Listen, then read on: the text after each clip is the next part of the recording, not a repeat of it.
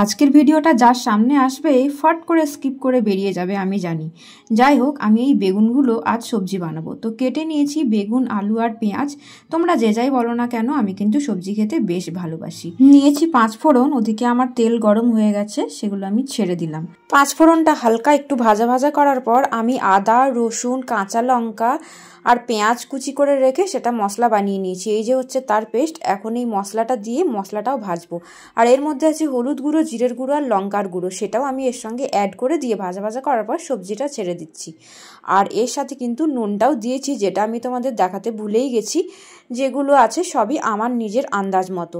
এটা কিছুক্ষণ ভাজা ভাজা হবে, তারপর দিয়ে দেবো এর মধ্যে জল। জলটাও আন্দাজ করে দিতে হবে, কারণ এটা ঝোল হবে না, এটা একটু মাখা মাখা হবে।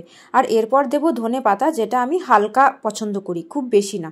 তো কিছুক্ষণ আগেই আমি ধনে পাতাটা অ্যাড করি। অনেকে আছে যারা তরকারি নামাবার ঠিক আগেই দেয়, বাট আমি ধনে পাতাটা দেওয়ার পর আরও একটুখানি ফুটিয়ে নিই। তো এই যে আমার বেগুনের সবজি রেডি হয়ে গেছে। আমার তো পছন্দ, তোমাদের জানি না।